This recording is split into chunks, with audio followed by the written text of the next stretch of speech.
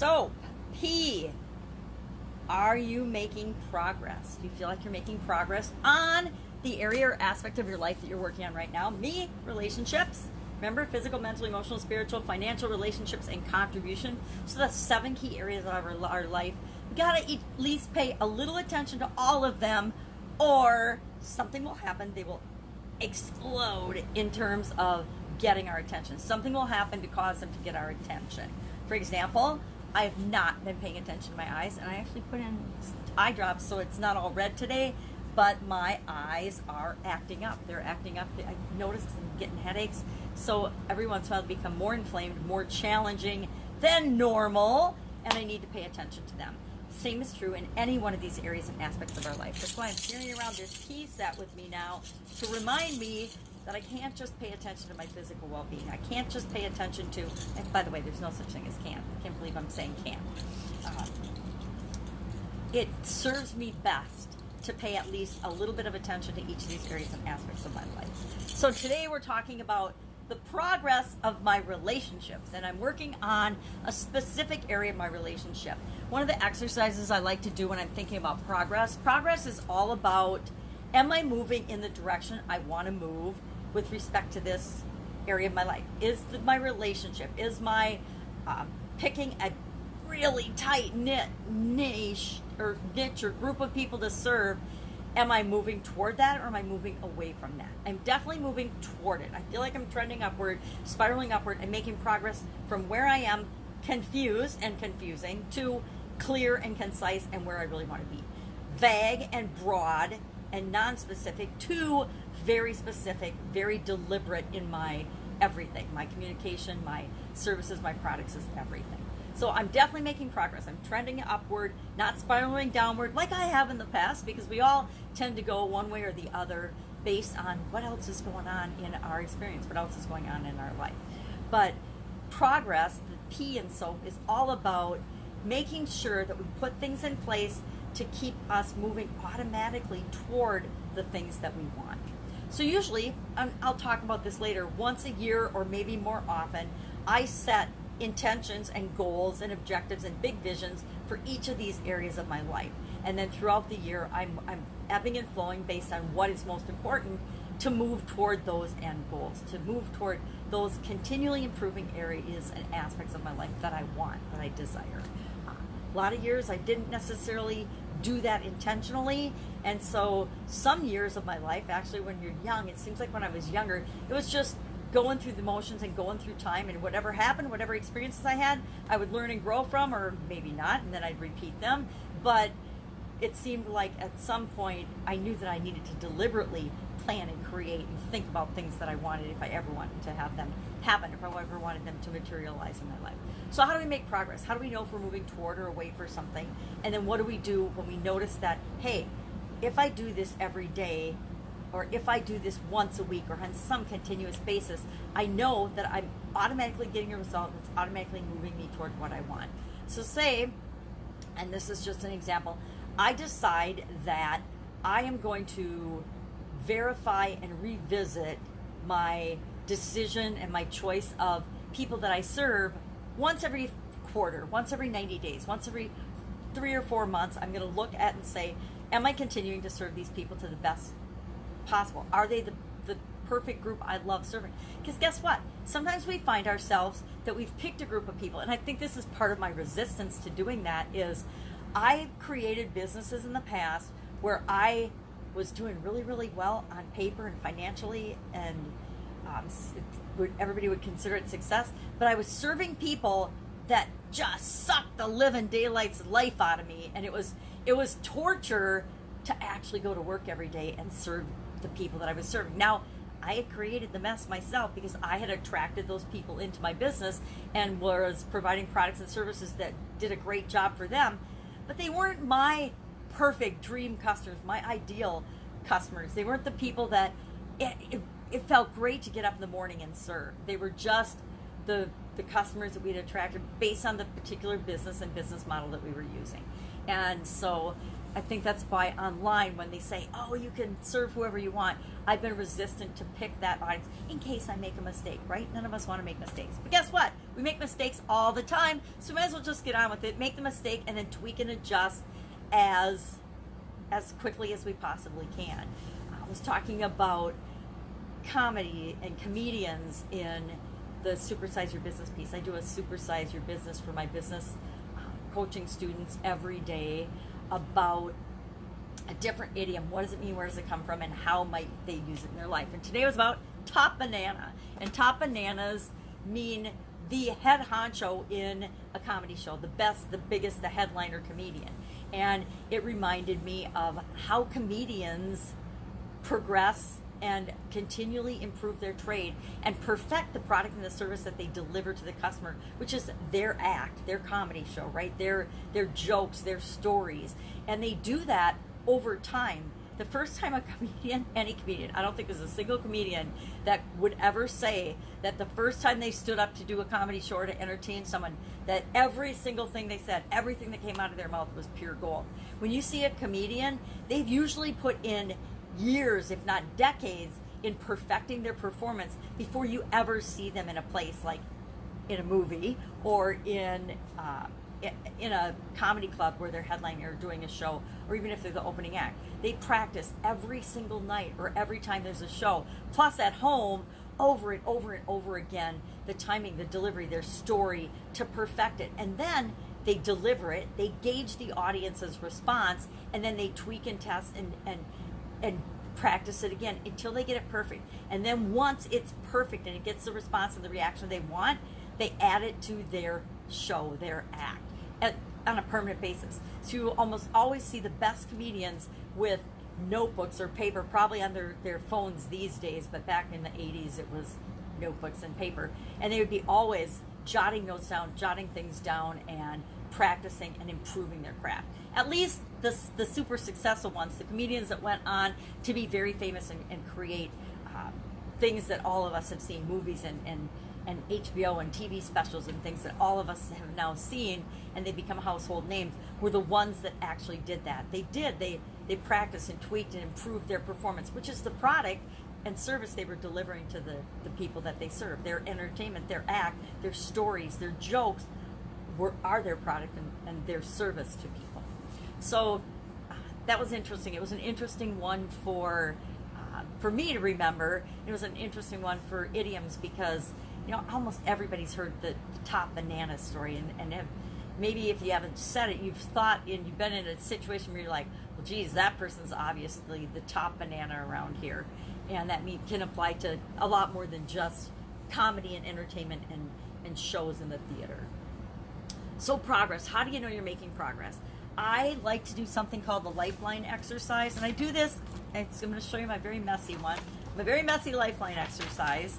And all you do is, I like to start with the year I'm born, because then I can see how much progress I've made throughout my life, because guess what? We're born with nothing, right? We're born pretty much open slates. Clean chalkboard, open books, empty books, right? And our life and our experiences are about writing our own story. So I start with the year I was born, 1960, and then I put at the end, on one end, 1960, and at the end I put 2020. Now I know I'm not going to die 2020. I put a big arrow so I make sure that I indicate that my life is going to continue, but that's the timeline that I work on.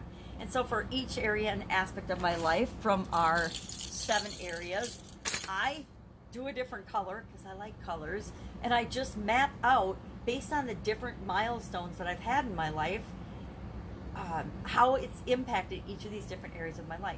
And what's really interesting is that sometimes we go through an experience and we think it's the absolute positive, most devastating thing that's ever happened to us, and there's no way we're going to survive it.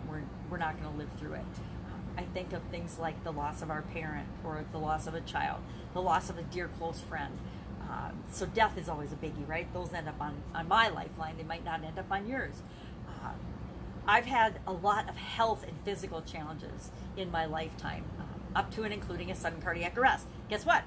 That is on my timeline. Being dead is on my timeline, because that was a significant challenging change and a point of change in my life.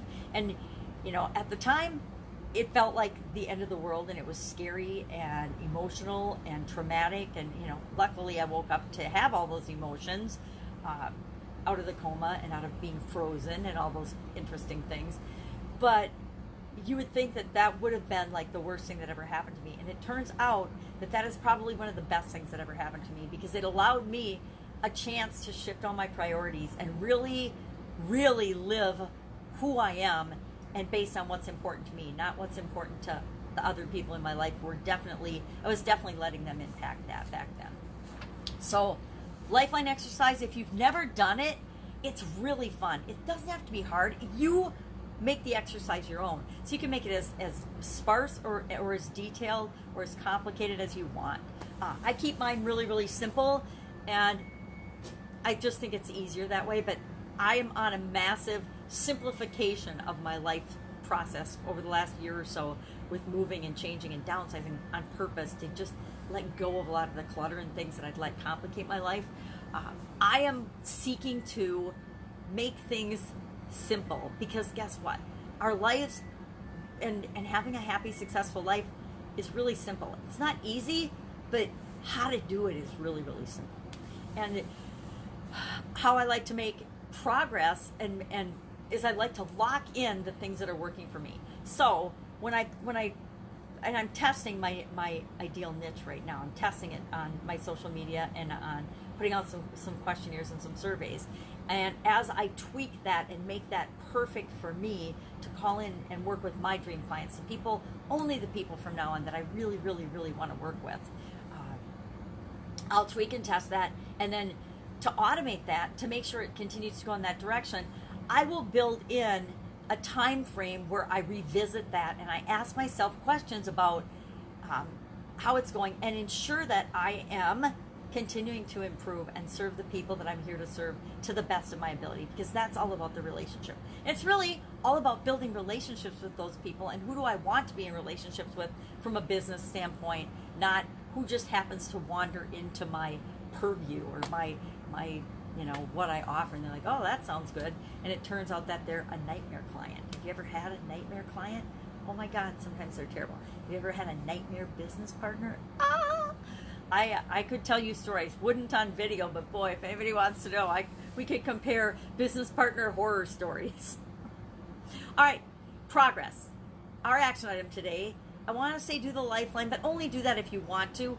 Otherwise, just go ahead and put in the comments below one thing that you think, now we've only been doing it for 4 days, right? So you probably haven't tweaked in and you don't know exactly what you want to lock in, but just intuitively, what is one thing from the area of your life that you're working on that you think you would want to make and do continuously, or add some frequency in your experience or in your habits, or in what I love about automation and about processes and systems, and I love processes and systems, is because I can automate them. I can either create a mechanism or a system or a software program or something that does things automatically, or I can outsource it. I can teach somebody else to do it. I can delegate it to someone else. So I love creating systems and then offloading them as quickly as I possibly can. And so is there anything like that in the area that you're working on that you could think about making a habit or think about automating? Physical ones are really easy, right? Physical ones are things that we just need to make a habit out of. So if I was working on physical and I had a hard time getting up in the morning, but I really needed to be on time and wanted to be on time, I would start doing things that help me get up in the morning, like move my alarm clock in another room, or my phone in another room, or across the way. How do I know? Because I had to do that. I had to do that to myself when I was in college, because it was a whole different framework. When I was growing up, there were 4 girls in our family. When it was time to get up, and I was always a morning person, I believed in getting up an hour before everybody else so I could have my own bathroom, right? And over time, we have to figure out what works for us and then make it part of our must do. I must get up when my alarm clock goes off the first time. I am now, my alarm clock goes off, it's like the house is on fire. I am out of bed. Why? because one of the hardest things for me to do personally is physically get out of bed in the morning. And I knew that I had to learn to do that. And it didn't happen overnight. It took me a while. It took me more than 21 days. Guess what? That 21-day thing is made up. But when it clicked for me, it just became automatic. Now, no matter what, no matter how tired, no matter how rotten I feel, when my alarm clock goes off, I am out of bed as if the bed is on fire. I don't know, maybe I did a visualization and pretended the bed was on fire or something, but whatever I did absolutely positively worked, because when that alarm rings, I get up. And I make that a must for me. And then I learned and I added little things to reinforce that made it even better. So for example, I get up, I get out of bed immediately, I actually plug in my hot rollers, and then I brush my teeth. I have to, there's something about brushing my teeth that just totally wakes me up. All right, so progress. Share something that you're doing to make progress in the comments below, and then we will be back tomorrow, and I'll surprise you. I'm not quite sure what we're going to do tomorrow. I might do, I don't know yet. I'm going to think about it today and see how my progress is going on this, and then I will let you know what the next step in our get up and go process is. We're definitely going to keep getting up and going, because the biggest mistake we make as humans is we're faced with a change or a challenge and we freeze. We freeze, and it's okay to freeze. However we respond is how we respond. However we react, we need to react. The problem is when we stay there, we stay stuck, and we just can't get out of it. When we hang on to things from the past, that's an example of that. When we can't let go, when we can't forgive, when we just stay stuck, it doesn't hurt anybody else, but it totally hurts us.